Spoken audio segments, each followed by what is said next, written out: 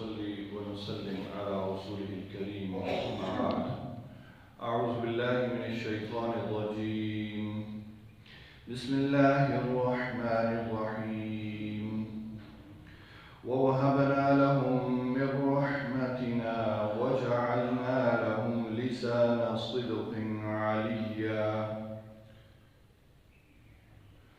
واذكر في الكتاب موسى إنه كان مخلصا وكان رسولا نبيا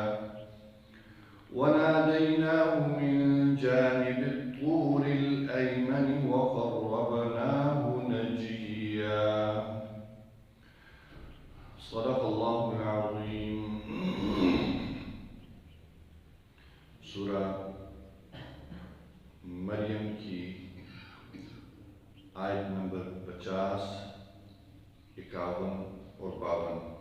تین آیات آپ کے سامنے تلاوت کی۔ اللہ رب العزت ارشاد فرما رہے ہیں وَوَهَبْنَا لَهُم مِّن رَحْمَتِنَا، اور ہم نے انہیں اپنی رحمت سے نوازا، وَجَعَلْنَا لَهُمْ لِسَانَ صِدْقٍ عَلِيًّا، اور ہم نے ان کے اچھے ذکر کو بلند کیا۔ وَاذْكُرْ فِي الْكِتَابِ مُوسَىٰ، اور اس کتاب میں موسیٰ علیہ السلام کا ذکر کیجئے۔ إِنَّهُ كَانَ مُخْلَصًا، بے شک وہ ایک برگزیدہ شخص تھے، وَكَانَ رَسُولًا نَبِيًّا، اور وہ نبی اور رسول تھے۔ وَنَادَيْنَاهُ مِنْ جَانِبِ الطُّورِ الْأَيْمَنِ، اور ہم نے انہیں پکارا کوہ طور کی دائیں جانب سے، وَقَرَّبْنَاهُ نَجِيًّا، اور ہم نے انہیں قرب عطا کیا اور ان سے کلام کیا۔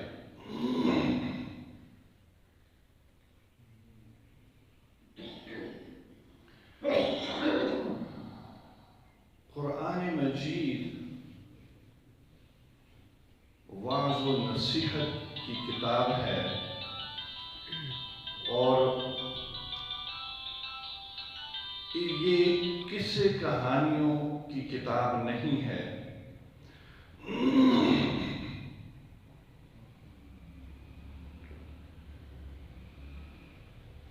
جیسا کہ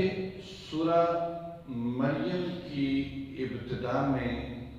یہ عرض کیا تھا کہ اس کی نزول کا زمانہ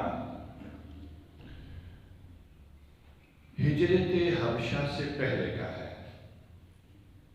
ہجرت حبشہ سے پہلے کا اس کا نزول کا زمانہ ہے، اس سے پہلے نازل ہو چکی تھی۔ چنانچہ جب مسلمان ہجرت کر کے حبشہ تشریف لے گئے تو وہاں پر نجاشی نے جب مسلمانوں کو کفار کے مشرکین مکہ کے اکسانے پر بلایا اور ان سے دریافت کیا، تو اس وقت مسلمانوں کی طرف سے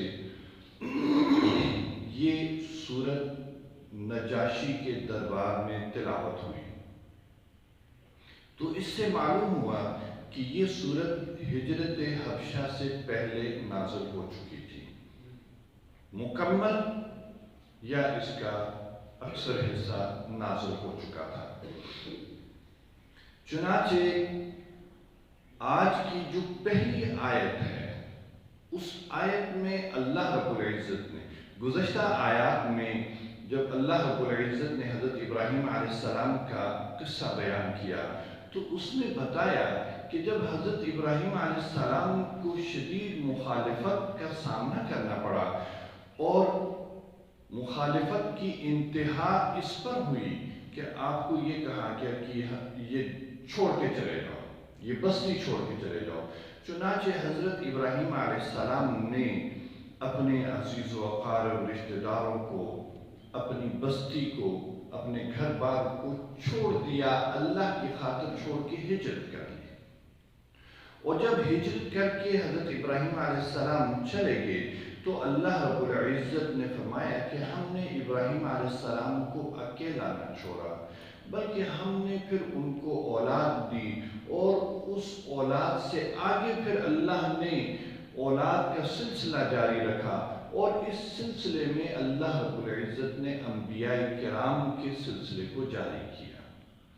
کہ حضرت ابراہیم حضرت اسحاق علیہ السلام کو کی جو اولاد تھی حضرت یعقوب علیہ السلام، پھر ان سے لے کر حضرت عیسیٰ علیہ السلام تک یہ تمام کے تمام انبیاء کرام حضرت ابراہیم علیہ السلام، حضرت اسحاق اور حضرت یعقوب کی اولاد سے آئے ہیں۔ تو اس طرح اللہ رب العزت نے حضرت ابراہیم علیہ السلام کو اپنی رحمتوں سے نوازا، اپنے انعامات سے نوازا، انہیں اکیلا نہ چھوڑا، ان کی قربانی کا صلہ اللہ رب العزت نے حضرت ابراہیم علیہ السلام کو دیا۔ چنانچہ یہاں پر اللہ رب العزت مسلمانوں سے خطاب کر رہے ہیں کہ جو ہجرت کر کے جا رہے ہیں، تو اللہ رب العزت نے فرمایا وَوَهَبْنَا لَهُم مِّن رَحْمَتِنَا، ہم انہیں بھی اکیلا نہیں چھوڑیں گے، انہیں بھی اپنی رحمت سے نوازیں گے۔ چنانچہ زمانے نے دیکھا کہ اللہ رب العزت نے انہیں اپنی رحمت سے نوازا۔ مشرکین مکہ نجاشی کے دربار میں گئے تھے کہ مسلمانوں کو وہاں سے ذلیل کر کے نکالا جائے، لیکن وہ اس میں کامیاب نہ ہوئے، بلکہ مسلمانوں کی اور زیادہ عزت ہو گئی، نجاشی کے دربار میں اور زیادہ عزت ہو گئی، نجاشی خود مسلمان ہو گیا۔ تو اللہ رب العزت نے فرمایا وَوَهَبْنَا لَهُم مِّن رَحْمَتِنَا، ہم نے انہیں اپنی رحمت سے نواز دیا، اپنی رحمت سے نواز دیا۔ وَجَعَلْنَا لَهُمْ لِسَانَ صِدْقٍ عَلِيًّا، اور ان کا اچھا ذکر، خوبصورت ذکر، ذکر جمیل ان کا ہم نے بلند کیا کہ وہاں پر مسلمانوں کی تعریف ہوئی، مسلمانوں کی تصدیق ہوئی، اور اس تعریف اور تصدیق کا نتیجہ یہ تھا کہ نجاشی نے خود اور اس کے جو مقربین تھے وہ ایمان لے آئے۔ تو اللہ رب العزت اس طرح اپنے راستے میں قربانیاں دینے والوں کو نوازتے ہیں۔ پھر اللہ رب العزت نے حضرت ابراہیم علیہ السلام کے بعد انہی کی اولاد میں حضرت موسیٰ علیہ السلام، جنہیں اللہ رب العزت نے جلیل القدر نبی بنایا، ان کا ذکر کر رہے ہیں اللہ رب العزت۔ پہلے اللہ نے اپنے روح اللہ کا ذکر کیا، پھر خلیل اللہ کا ذکر کیا، اب اللہ رب العزت کلیم اللہ کا ذکر کر رہے ہیں۔ وَاذْكُرْ فِي الْكِتَابِ مُوسَىٰ، موسیٰ علیہ السلام کا بھی ذکر کیجیے کہ موسیٰ علیہ السلام کے ساتھ کس طرح ہوا کہ ان کے آنے سے پہلے یہ تیاری مکمل ہو گئی تھی کہ اب جو بھی بنی اسرائیل میں بچہ پیدا ہوگا اس کو قتل کر دیا جائے گا، یعنی کہ حضرت موسیٰ علیہ السلام کی اس دنیا میں آنے سے پہلے ہی ان کے خلاف سازش شروع ہو چکی تھی اور ان کو ختم کرنے کی سازش ہو رہی تھی، لیکن اللہ رب العزت نے کس طرح ان کو بچایا، اور خود جو قاتل تھا، جو قتل کرنے والا تھا، قتل کروانے والا تھا، اسی کے گھر میں ان کی پرورش کروائی۔ وَاذْكُرْ فِي الْكِتَابِ مُوسَىٰ إِنَّهُ كَانَ مُخْلَصًا وَكَانَ رَسُولًا نَبِيًّا، کہ وہ بڑے برگزیدہ نبی اور رسول تھے۔ نبی اور رسول، اللہ رب العزت نے قرآن مجید میں دو اصطلاحات استعمال کی ہیں، نبی اور رسول۔ اس میں تھوڑا سا فرق ہے، دونوں میں فرق ہے۔ نبی وہ ہوتا ہے کہ جس کے اوپر وحی تو آتی ہے لیکن اسے نئی شریعت، نئی کتاب نہیں دی جاتی، وہ پہلی شریعت اور پہلی کتاب کی ہی مزید تبلیغ اور اس کی تصحیح کے لیے آتا ہے، اس میں جو تجدید ہوتی ہے اس کے لیے وہ آتا ہے۔ اور رسول وہ ہوتا ہے کہ جس کے اوپر نئی شریعت اور نئی کتاب نازل ہوتی ہے۔ ہر رسول نبی ہوتا ہے، ہر نبی رسول نہیں ہوتا۔ تو اللہ رب العزت نے فرمایا کہ حضرت موسیٰ علیہ السلام نبی بھی تھے، رسول بھی تھے، کہ ان کے اوپر وحی بھی آ رہی تھی، اور وہ حضرت ابراہیم علیہ السلام کی جو شریعت تھی، دین ابراہیمی تھا، اس کے بھی پیروکار تھے، اور پھر اللہ رب العزت نے ان کو شریعت بھی عطا کی۔ وَنَادَيْنَاهُ مِنْ جَانِبِ الطُّورِ الْأَيْمَنِ وَقَرَّبْنَاهُ نَجِيًّا۔ اب حضرت موسیٰ علیہ السلام کو کس طرح اللہ رب العزت نے کلام کیا، اس کا تھوڑا سا تذکرہ اللہ رب العزت نے یہاں پر فرمایا کہ حضرت موسیٰ علیہ السلام جب مصر سے نکلے تھے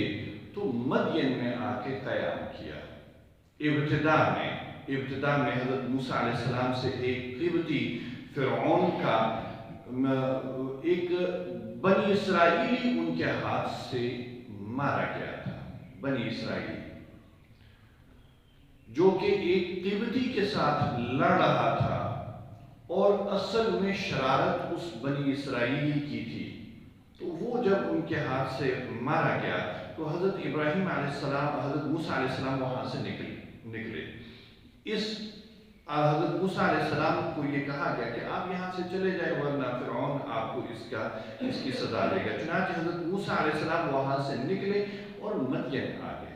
اب مدین میں ایک عرصہ قیام کے بعد حضرت موسیٰ علیہ السلام واپس مصر کی طرف جا رہے ہیں، تو فرمایا وَنَادَيْنَاهُ مِنْ جَانِبِ الطُّورِ الْأَيْمَنِ وَقَرَّبْنَاهُ نَجِيًّا۔ جب مصر سے واپس مدین سے واپس مصر کی طرف جا رہے ہوتے ہیں تو کوہ طور اس طرح ہوتا ہے کہ آپ اس طرح جا رہے ہیں، کوہ طور سامنے ہے، کوہ طور سامنے ہے، تو کوہ طور کی جو دائیں جانب ہے وہ ہے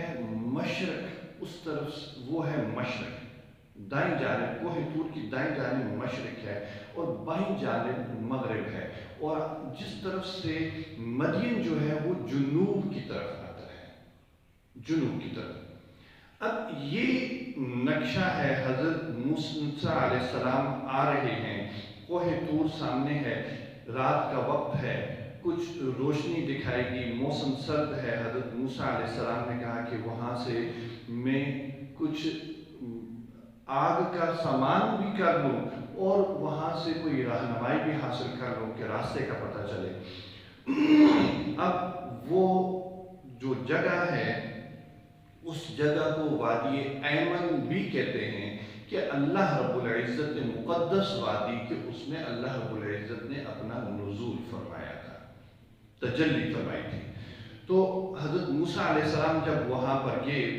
کوہ طور کی دائیں جانب،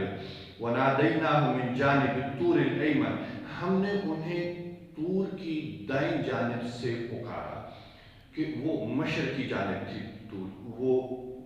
مشرق کی جانب تھی اور اس طرف سے حضرت موسیٰ علیہ السلام کو پکارا گیا۔ جب حضرت موسیٰ علیہ السلام وہاں پہنچے تو اللہ رب العزت نے فرمایا وَقَرَّبْنَاهُ نَجِيًّا، ہم نے انہیں قرب عطا کیا۔ حضرت موسیٰ علیہ السلام سے اللہ رب العزت نے کلام فرمایا اور انہیں اپنے قریب کیا۔ اللہ تعالیٰ ہمیں قرآن مجید میں تدبر